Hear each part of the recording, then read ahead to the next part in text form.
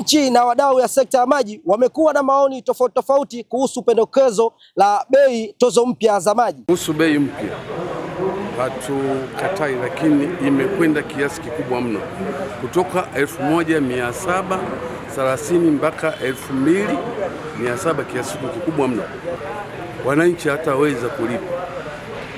Nilikuwa naomba na pendekezo bei ipungue kutoka hiyo bei mpaka ishuke, kusudi iwe rafiki kwa kila mmoja aweze, sababu tuangalie na wale wanauza mboga, mkaa na nini, wenye kipato cha chini.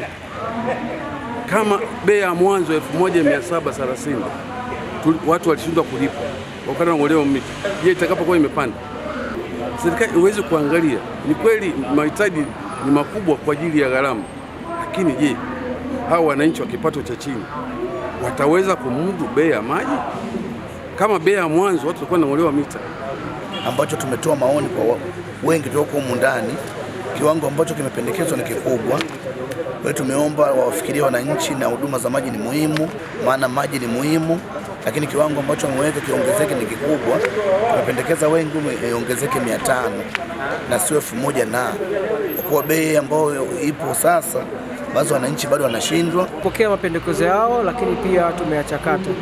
Mapendekezo yao yamekuja baada ya kuonekana wana mahitaji makubwa baada ya mradi wa miji 28 kukamilika, lakini pia wanahitaji ongezeko la bei hiyo kulingana na population ya watu ndani ya mji wa Songea. Kama unafahamu, mji wetu wa Songea sasa hivi una maingiliano, watu wengi wameendelea kuja kujenga, kwa hiyo kunahitajika uwekaji au ulazaji wa mabomba ya maji.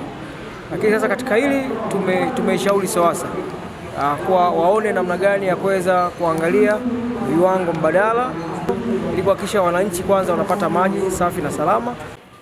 Mkoa wa Ruvuma umeendelea kushuhudia ongezeko la idadi ya watu, upanuzi wa maeneo ya makazi pamoja na kuongezeka kwa shughuli za kiuchumi. Hali hii imeongeza mahitaji ya huduma za maji, lakini vile vile na kuweka wajibu mkubwa kwa mamlaka husika kuhakikisha huduma hiyo inapatikana kwa ubora, kwa uhakika na kwa kiwango kinachokidhi matarajio ya wananchi. Na hali hiyo ni muhimu kuwa na majadiliano ya wazi na yenye kujenga kuhusu mapendekezo ya mabadiliko ya bei za huduma za maji, ili kuhakikisha kuna kuwepo uwiano kati ya uwezo wa wananchi kupata huduma na uwezo wa mamlaka za maji kuendelea kujiendesha au kuboresha huduma hizo kwa ufanisi ulioendelevu. Moja, tunataka kukarabati kilomita 32 za bomba chakavu. Kuna maeneo katika manispaa ya Songea yana mabomba chakavu. Na pia jukumu lingine katika malengo ya mapendekezo ni kujenga vyanzo vipya vya maji, matenki, mtambo wa kutibu maji na upanuzi wa mtandao wa bomba za usambazaji kilomita 194.7. Na jukumu lingine ni kufunga dira mpya 20,000 za maji safi kwa wateja wa manispaa katika manispaa ya Songea. Na 4 ni ununuzi wa dira mpya za malipo kabla 1000.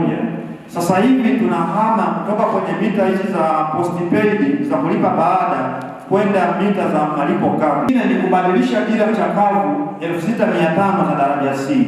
Tunajua kuna dira zingine za muda mrefu zinamwibia mteja au zinaibia mamlaka.